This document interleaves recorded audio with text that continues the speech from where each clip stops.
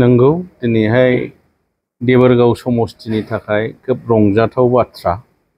दिनैहाय देबोरगाव समस्तिनि सिङाव थानाय सरलपारा प्राइमारि बिपिएफ आरो बिसमुरि प्राइमारि बिपिएफ, कालुगाव सबाइजार प्राइमारि बिपिएफ आरो हलथुगाव प्राइमारि बिपिएफ आरो देबोरगाव प्राइमारि बिपिएफ बे मोनबासो प्राइमारिफोरनिफ्राय दिनैहाय 50 जननि बारा गोख्रों बिपिएफनि मावथि बिथांमोनहा जोंनि इउपिपिएल दोलोनि नीति आदर्शखौ मोजां मोननानै बिथांमोनहा दिनै जोंनि इउपिपिएल दोलोआव जगदान जाफैबाय। दा बिथांमोनखौ जोङो साफ्रोमखौबो जोंनि देबोरगाव ब्लक इउपिपिएल दोलोनि जानानै जोङो गोसो गोरबोजों बरायनानै लादों आरो बिथांमोनहा दिनैनिफ्राय जोंनो मोनसे प्रतिश्रुति होदों। दिनैनिफ्राय बिथांमोनहा इउपिपिएल दोलोनि जानानै फैबाय थानाय समाव खामानि मावसिगोन आरो बिथांमोनहा खोथा होदों दिनै देबोरगाव ओनसोलाव दिनै मोजां थासारि दानायनि सम फैबाय। दिनै देबोरगाव ओनसोलखौ जौगाहोनांगौनि, शान्ति परिबेश गायसननांगौनि सम फैबाय। बेनिखायनो जोङो इउपिपिएल दोलोआव जयेन जाफैदों होननानै जोंनो फोरमायदों, मिथिहोदों। जोंबो जोंनि गोसोआवबो जोङो बेखौनो रंजाखांदों। नंगौ, थांनाय गोलाव समनि जे थासारिफोर, गोबां दुखुनांथाव जाथायफोर जानानै थांबाय। जोंनि आइ आफा बिदा फंबायफोरनि गेजेराव मेगनाव मोदै गबोनांबाय। जोंनि बिदा फंबायनि गेजेराव अनलायनाय थासारिया गैलामोन।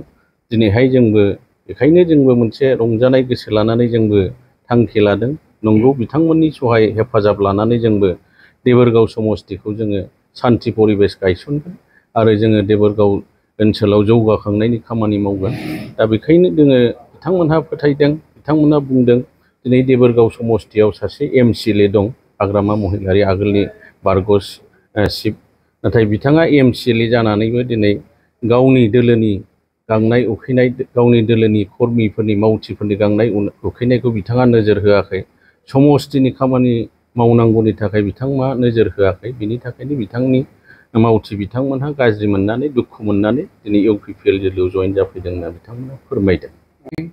थांनाय समनि थासारिफ्रा आलदामोन। दिनैहाय रायजो राजाफ्रा बुजिनो हाबाय। रायजो राजाफोरनि साननाय हनाया सोलायबाय। दिनै बयबो शान्तिखौ लुबैदों, बयबो गोजोनखौ लुबैदों, जौगाखांनायखौ लुबैदों। बिनिखायनो दिनै रायजो राजाफ्रा थांनाय 2020 मायथाइनि जे इलेक्सनाव जोंनि बिपिएफ दोलोआ इउपिपिएलनिख्रुइ 4-5 रोजा बांसिनाव देरहानो हादोंमोन।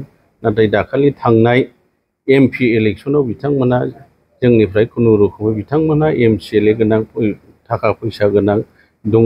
बिथांमोनहा थाखा फैसा गोनांब्लाबो बिथांमोनहा 1000सोल' फारागथियाव बिथांमोनहा बारा मोनदों। दा 2025 मायथाइयाव जोंनि देरहागोना रोखा।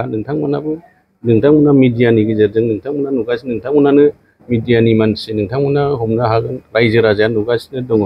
दिनै जोङो बे 1000 डिफारेन्सनि जायगायाव जोंनि देबोरगाव समस्तियाव दा लोब मानसिफ्रा खमसे खम 4000सोनि बाराया जोंहा नुसारनाय आरो सोरबाया नुजायै बिदिनो गोबां जयेन जाफैबाय। बेखौ नायनानै जोङो 2025 मायथाइनि जे बिटिसि इलेक्सन बाव देरहागोना रोखा। बेयाव रावबो पार्टिया देरहानो हाया।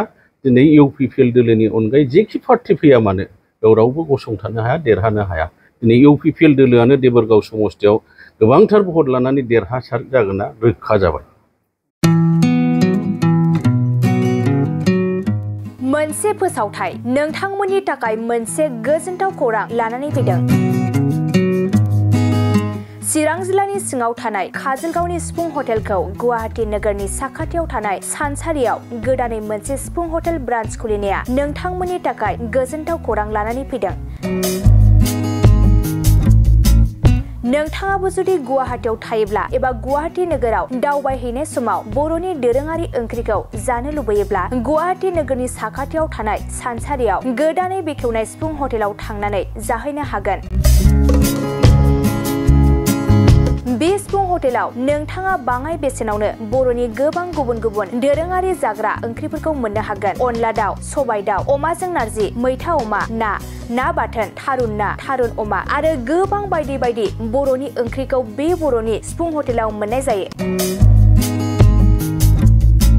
सोरबाफोर जुदि बे सिफुं हटेलाव बर'नि संनाय खावनायखौ जानो थाखाय सिगांग्रो अर्डार हरनोब्ला नैबे 9864747796 9954772037 जानबुं नम्बराव कल खालामनानै बुकिं खालामहरनो हागोन।